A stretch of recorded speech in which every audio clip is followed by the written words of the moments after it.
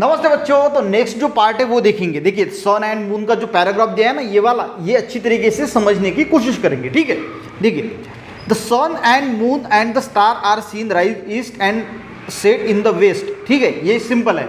ये क्या बोल रहा है कि सन है, मून है या फिर स्टार है, तो हमें जो है वो ईस्ट की तरफ जो है वो उगते हुए देखने को मिलते हैं और सनसेट होता है वेस्ट की तरफ।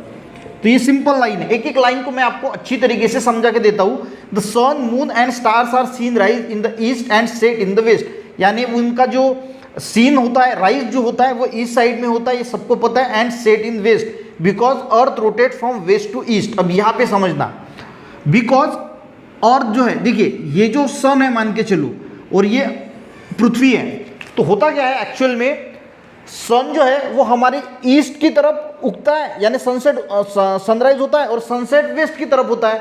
और अर्थ का जो मूवमेंट होता है वो वेस्ट टू ईस्ट होता है, वो ऐसी घूम रही है। देखिए सन तो यही खड़ा है, तो ये ऐसी घूम रही है, इसी वजह से हमें लगता है कि सन इधर से इधर जा रहा है। इसकी डायरेक्शन वेस्ट टू ईस्ट होती है और इसी वजह से हमें लगता है कि सन जो है वो ईस्ट से वेस्ट जो है वो जा रहा है। ये लाइन समझ में आ रही कि जो earth rotate from the west to east, तो अर्थ वेस्ट टू ईस्ट जो है वो रोटेट होती है, उसकी वजह से हमें ऐसा लगता है कि सूरज जो है वो ईस्ट से जाके वेस्ट में जा रहा है। ये लाइन अच्छी तरीके से समझ में आ गई। नेक्स्ट देखते हैं।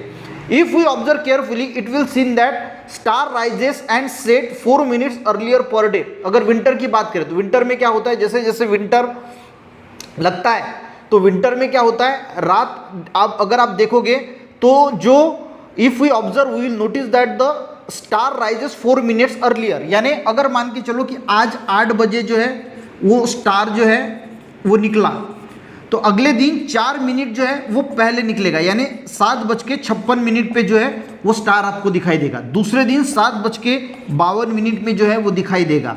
तीसरे दिन 7:48 पे जो है वो दिखाई देगा। तो 4-4 मिनट हर एवरीडे जो है वो स्टार जल्दी राइज होते हैं, और जब इनका डूबते हैं तो 4 मिनट पहले डूबते हैं, यानी 8 बजे ये मान के चलो कि यहाँ पे सवेरे 6 बजे होता है, तो ये 5:56 पे होगा। तो ये भी लाइन समझ में आ गई। देखिए if you observe carefully you will notice that the star rises and set 4 minutes earlier every day, यानी 4 मिनट जो है वो पहले हर रोज जो है वो everyday. That is if the star rises 8 PM, यानी 8 PM को अगर निकलते हैं it will rise 7:56 PM tomorrow, यानी दूसरे दिन 7:56 पे निकलेंगे, तीसरे दिन 7:52 में। तो स्टार जो हमें आसमान में दिखते हैं ज़्यादातर ये विंटर में देखा जाता है कि वो 4 मिनट पहले जो है वो निकल आते हैं।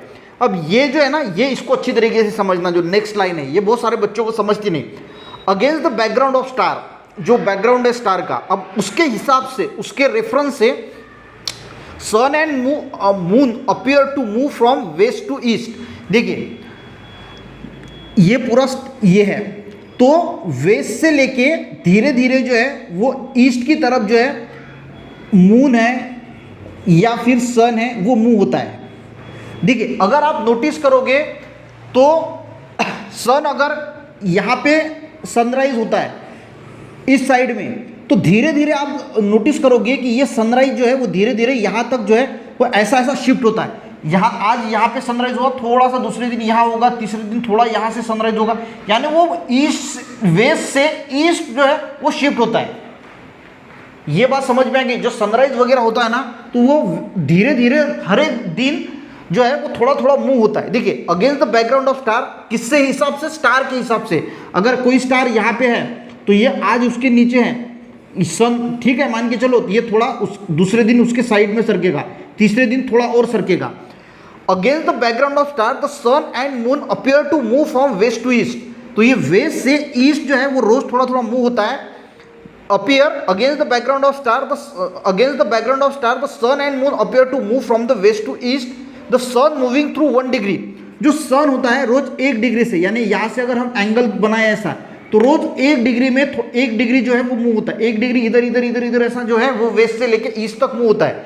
और जो सन होता है वो 12 से 13 डिग्री जो है वो मूव होता है रोज एवरी डे, एंड मून 12 से 13 degree. This happens due to the motion of earth. ये क्यों होता है, क्योंकि motion of earth around sun, क्योंकि अर्थ जो है वो सन के अराउंड जो है वो चक्कर लगा रही है, और मून जो है जो अर्थ के अराउंड चक्कर लगा रहा है, इसी वजह से हमें जो सनराइज है यानी जो सन निकल रहा है वो रोज थोड़ा थोड़ा थोड़ा वेस्ट से लेके ईस्ट तक जो है वो मूव होता हुआ देखने को मिलता है। वेस्ट टू ईस्ट यानी ये ईस्ट साइड से निकलता है पर ऐसा थोड़ा इधर साइड में, तो ये वेस्ट से ईस्ट तक जो है वो थोड़ा खिसकता हुआ हमें जो है वो देखने को मिलता है। तो ये पैराग्राफ आपको अच्छी तरीके से समझ में आ गया होगा बच्चों।